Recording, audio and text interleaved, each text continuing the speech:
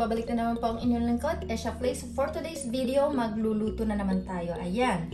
So, hindi ko alam kung ano ipapangalan ko sa kanya kasi sabi nila, lemon chicken to. Sabi ng amo ko. Pero para sa akin, para siyang roasted chicken lang. Ayan. But anyways, mga ingredients na kailangan natin gamitin. So, gagamit tayo ng olive oil, ng salt, lemongrass or tanglad, bell pepper, bay leaves, peppercorn, paminta, at saka 2 vegetable broth cube. And of course, ang ating star, ang ating chicken. Ayan. So, itong, ano siya, guys, ecology. Ayan. Ayan. So, medyo malaki siya, guys. Ayan. Kaya medyo mahaba-haba yung oras na gugugulin natin. O, diba? Napakalalim nun. Gugugulin. Ayan. So, ipapakita ko na lang po sa clips kung paano ko po siya gagawin. So, ayan guys. So, normally, hindi ko na to hinuhugasan kasi para hindi siya masyadong magdumi or, di ba, para hindi mag-ano yung salmonella. Ayan. So, diretso na siya dito. Ayan o. Kita nyo ba yan? Ang laki niya. Ayan. O, di ba, napakalaki.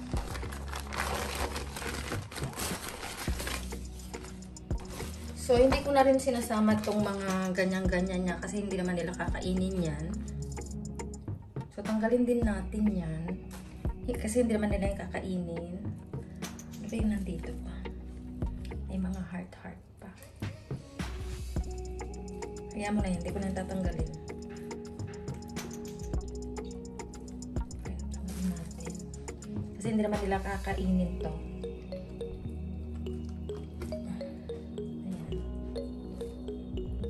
So, medyo malinis na siya, as you can see. So, tanggalin lang natin tong ano na to. Pero hindi ko na siya hugasan, guys, kasi, ano, yun ang naano ko. So, correct me if I'm wrong, kung mali yung ginagawa ko na ganito, na diretso na siyang iluluto. Kasi, hindi ko talaga inuhugasan yung chicken. Diretso na siya. Ganyan. Tsaka magbabasa kasi siya. So, di ba? Papasasabi lang natin siya para ano? Ayan. Bay leaves. Ayan, pasok na natin yan dyan. Ating peppercorn sa loob. And yung ating isang vegetable broth cube. Para ma-absorb na niya sa loob yung lasa. Tapos, ipasok na natin yan. Siyempre. Ayan. So, okay na siya. So, ayan guys. Huwag nyo itong i-skip kasi nagpapabango sa chicken. Ayan. Lagay natin doon sa pinakaunahan. Ayan. Tapos, dito. Para hindi siya ano. Ayan. O, diba? Tapos, konting salt. Para lang ano. And then, ayan. So, isasara natin yan ngayon. Kasi nga, para hindi mag-skip yung, ano ba tawag dito? Yung mga nilagay natin dyan sa loob.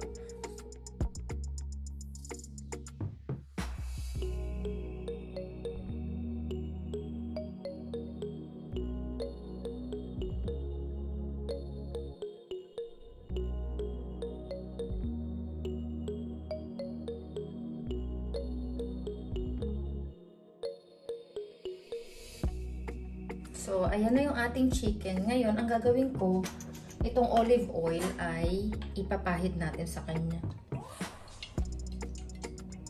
Ayan. Kailangan minamassage mo siya.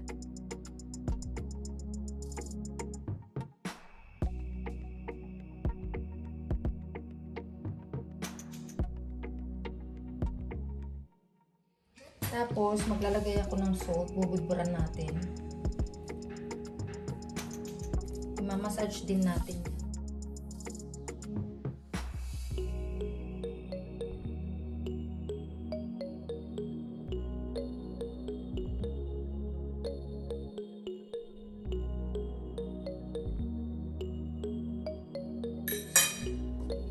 Yung natitira nating vegetable broth cube, gagamitin pa rin natin yan.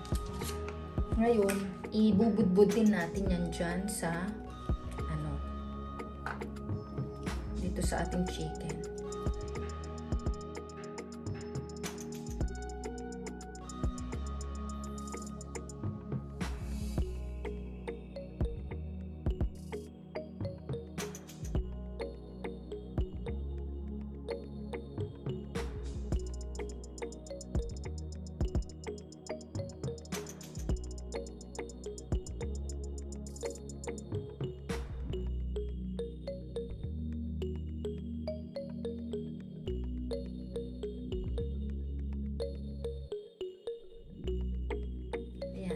So, okay na yan. So, naka-preheat na yung aking oven.